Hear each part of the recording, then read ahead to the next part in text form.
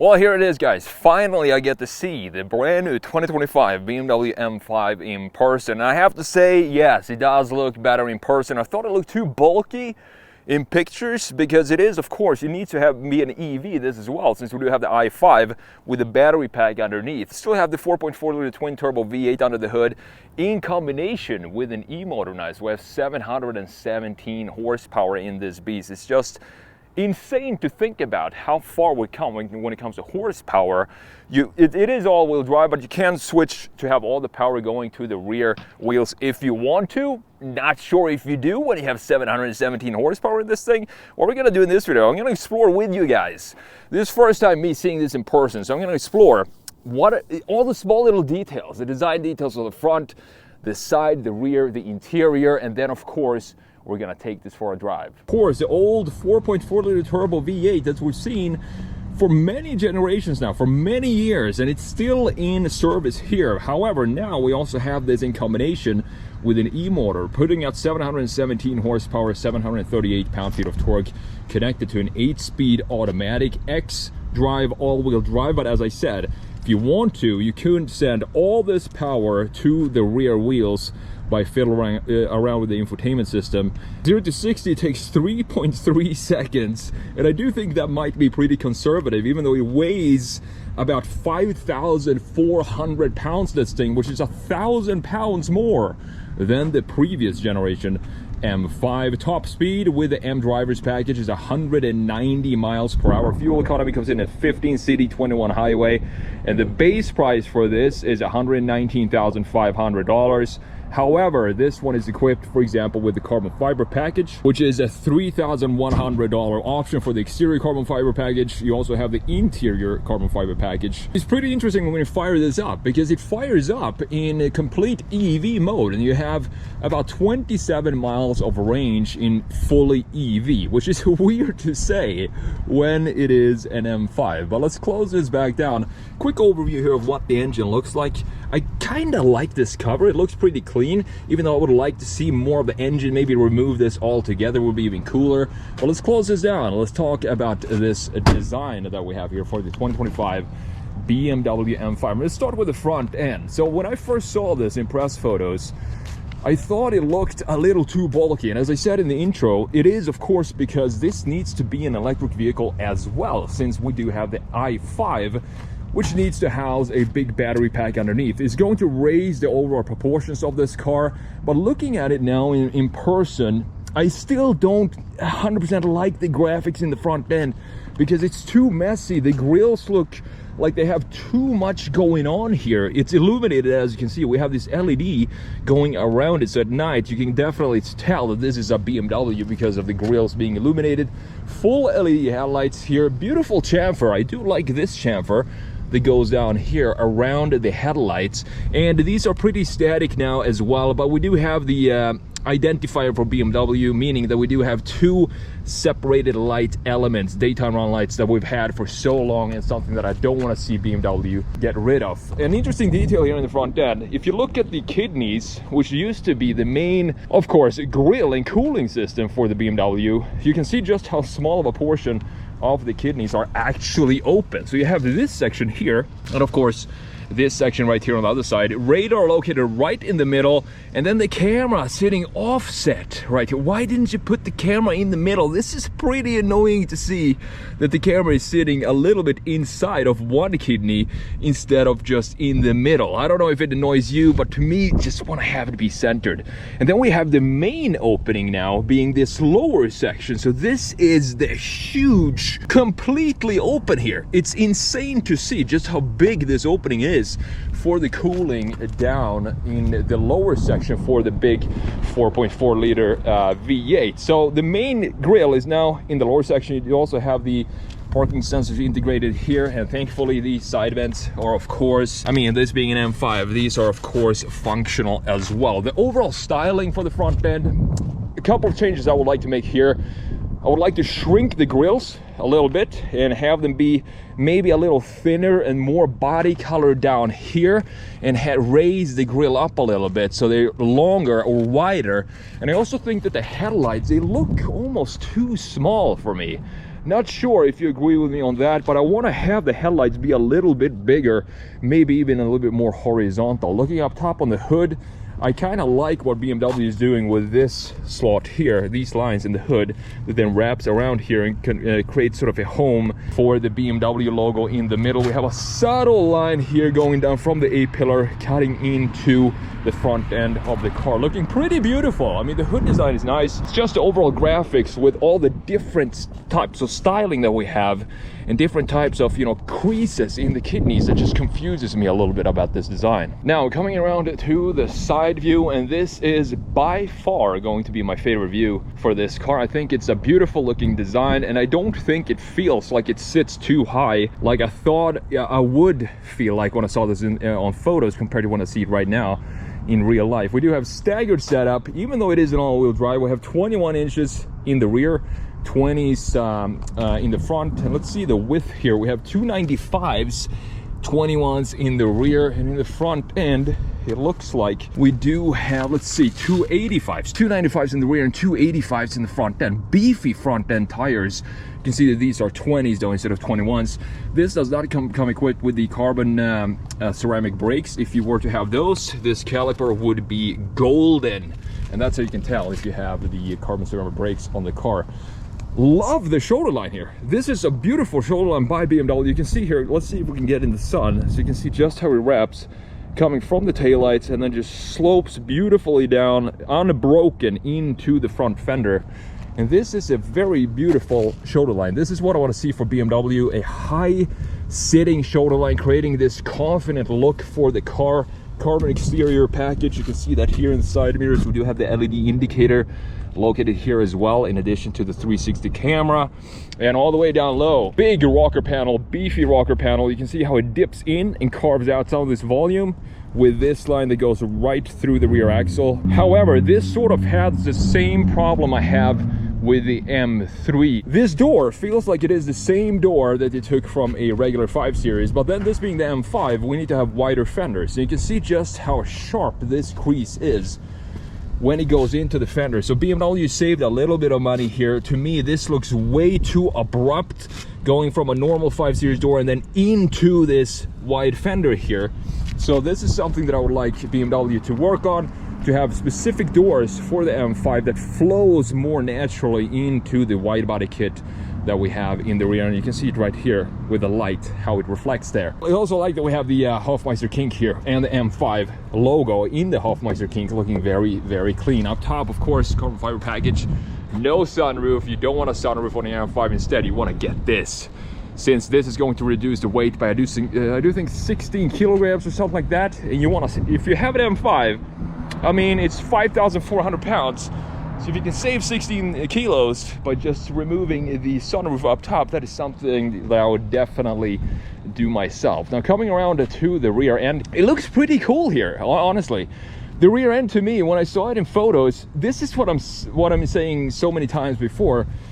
The cars, when you look at them in photos compared to when you see them in real life, it's night and day in a lot of cases. This is not really night and day, but I can see what BMW was thinking here. The taillights look very clean, super nice, slim taillights. I like how they stretch out here and creating this very wide looking rear end, because having them slim like this and wide, it stretches out, it just pulls out the design and make it feel wider than what it already is. Then we have this section down here with a cutout that I wasn't a fan of in the photos, but it looks better in real life. We have a reflector light here as well. Beautiful chamfer here. Looks a little bit abrupt, maybe, the ending for it. And all the way down low, we have, of course, this being an M5, we need to have the quad tailpipes, and those are intact here as well, as you can see. However, this diffuser, not a fan of the design of this diffuser. I think it looks way too static. I want to have a continuation here with some black pieces in the lower section. You can see that we have the reverse light down there, the LED light. And I also think that the tailpipes, they sit too low inside of this cutout. You can see how low they sit.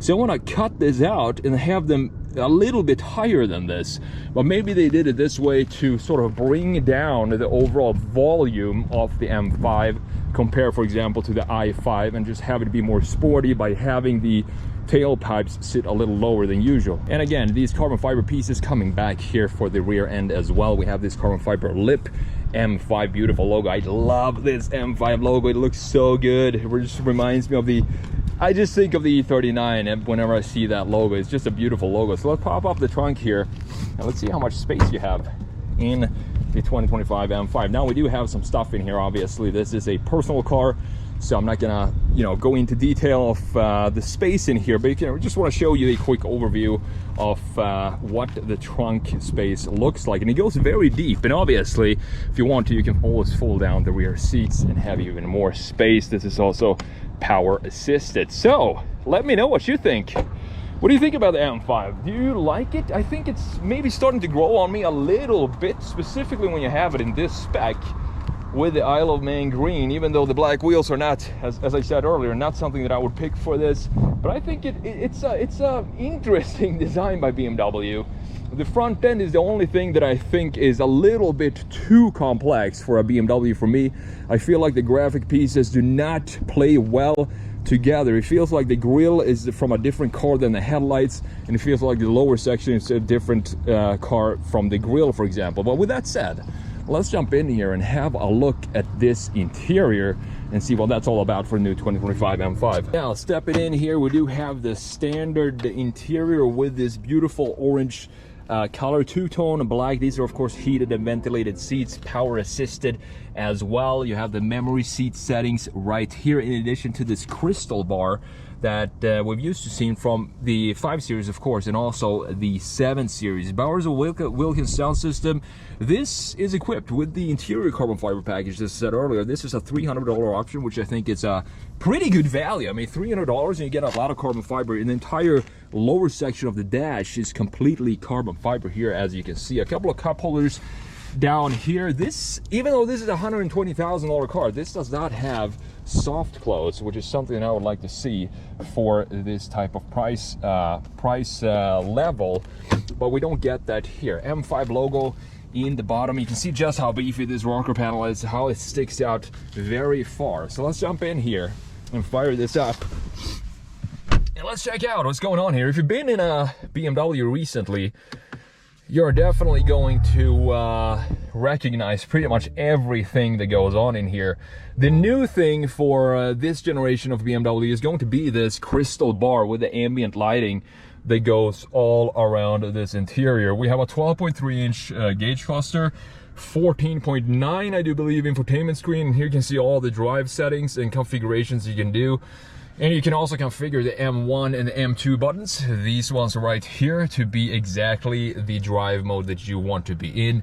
Have a massive head-up display up front as well. As you can see, it's absolutely huge. And this is completely soft touch material up here. I wouldn't expect anything else in this price level. You can see all the carbon fiber here. So going into the infotainment screen here, let's see if you can actually see this on the screen, if it's too dark or not. But we have all these settings here, and of course, this being the iDrive 8.5, it's actually not the iDrive 9, which is the latest system from BMW.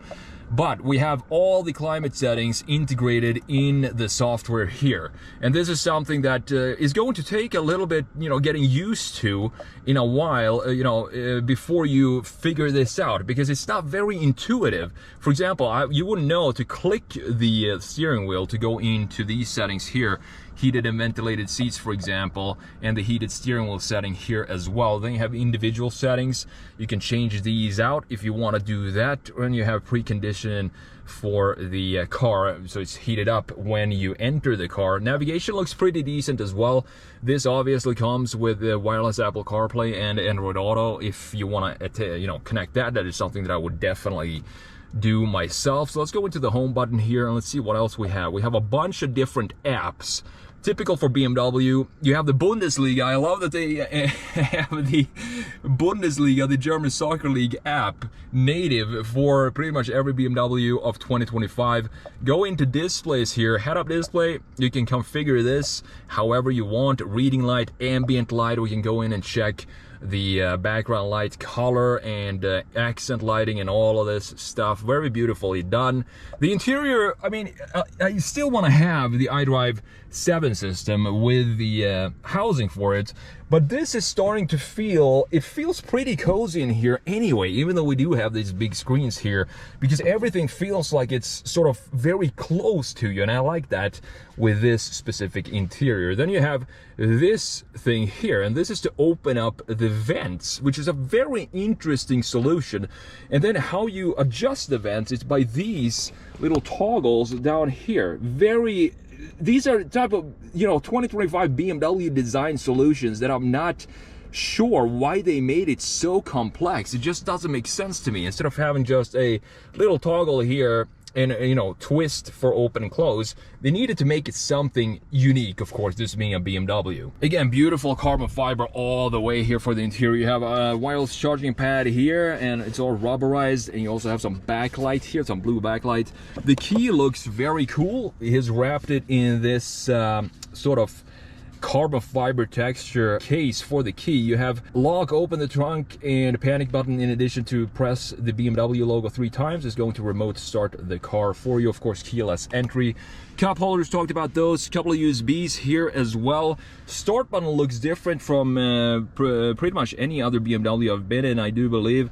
This is more squared off instead of round. And of course, I'm sure you know this toggle by now. The drive selector, we're going into reverse, gonna pop up the BMW 360 camera, which has always been a great, fantastic resolution. Here you can see exactly where the car is positioned with this. You have assist view for parking here. You can see the trajectory lines here with the 360 top view, or you can go into panoramic view to just get a full panoramic rear view. I prefer to just have it in the normal one. Now going in back into park, we have all these buttons for the drive modes. So you have M hybrid, 27 miles of complete EV range.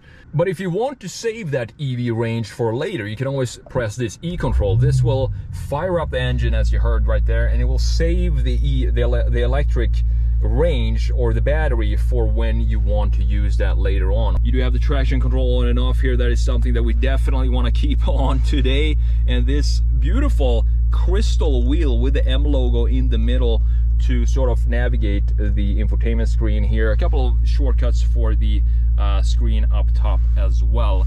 I'm not a huge fan of this black gloss black here. This, I would much rather see this framing for this entire section be carbon fiber. It would just make more sense to me, and less fingerprints.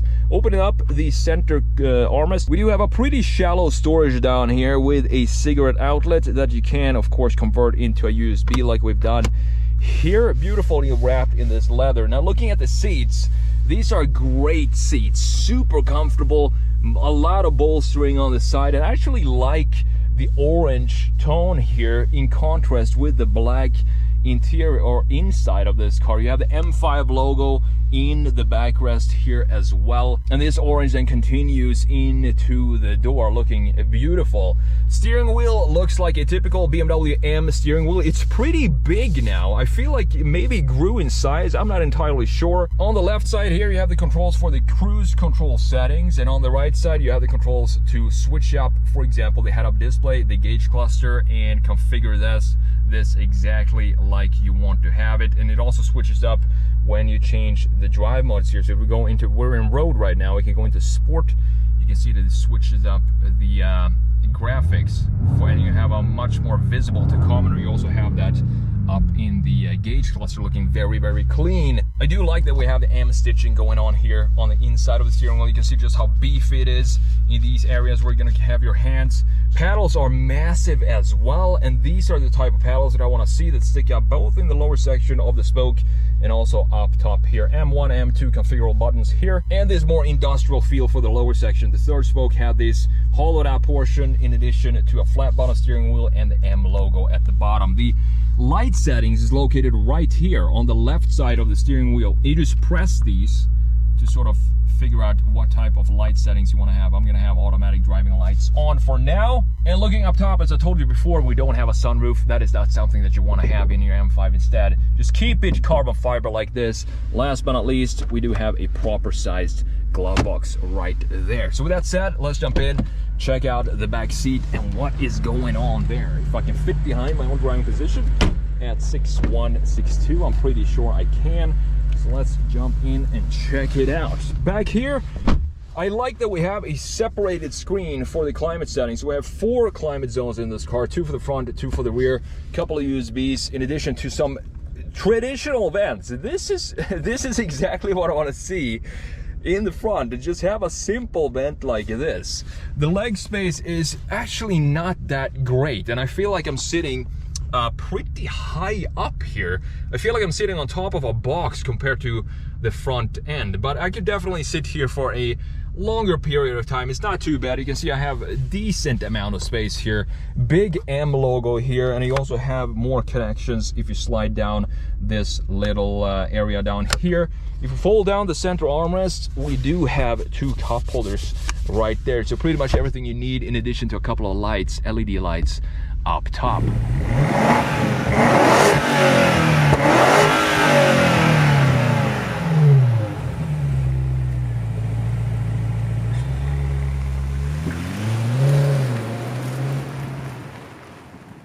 Moment we've all been waiting for, at least me. How does the new 2025 M5 actually drive? I'm gonna start up in comfort here and just see if I can feel, if I can sense just how heavy this is, because I have a feeling that what BMW has done is, man, the engineers of BMW, the German engineers, they always do a fantastic job.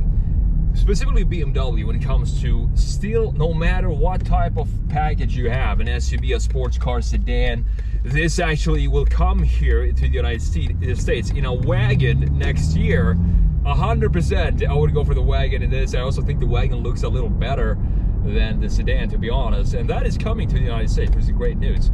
But the engineers always have, they always do a great job making it feel like you're driving a BMW, no matter what type of package you're actually driving. You want it to be a solid feel, but you don't want a 5 Series to feel heavy. The noise, it sounds great, even though I'm just in comfort right now, but it still has a very nice sound to it, even though, yes, some of this noise is pumped into the cabin, obviously.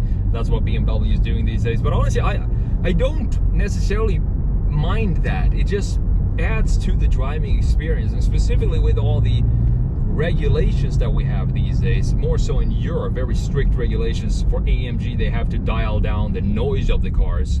So for the driver to still have that feel of a big rumbling V8 under the hood, they just decided to pump in some noise to the cabin, which is totally fine for me. So let's put it into Sport Plus. Let's liven this car up. Unfortunately, as you can see, we're in downtown Denver here. Not downtown, but right outside of downtown. So we're not gonna get a lot of opportunities to really feel what this car feels like when you're flooring it. M5 to me is just a legendary car and a legendary nameplate.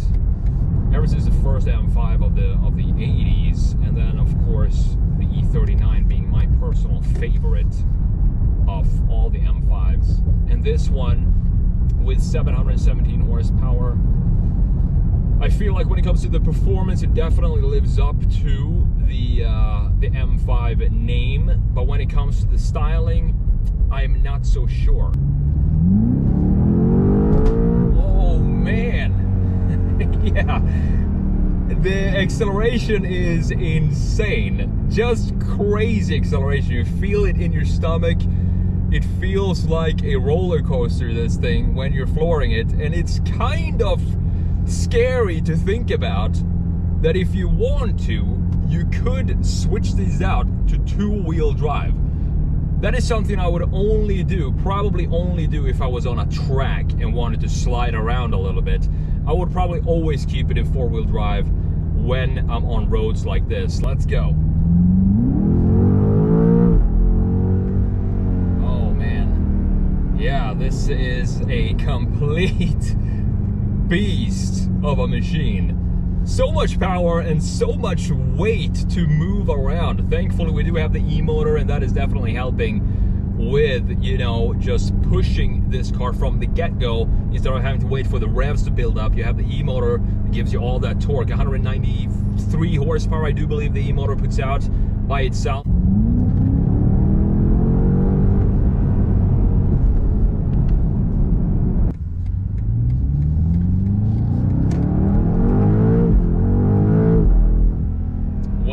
definitely still an M5, I can tell you that. The pull is insane, and the pull is different from an EV pull. Here you can hear the engine just trying to, being involved in the fun and in the effort of moving the car forward, and that is what EVs are never going to be able to do, because they feel, when you step on a gas on an EV, it feels like it doesn't care. It just can't be bothered accelerating. It's not even fun for the EV to do that. But when you're stepping on the gas here, I mean, you hear all the noises, and it feels like the car is actually putting in an effort, as I said, to move the car forward. And it just brings in a different level of involvement in the driving. And that is what I think all these companies now, they're trying to make sports car EVs. It's a very big challenge, because I have yet to drive an EV that feels different from any other EV. They all feel pretty much the same to drive.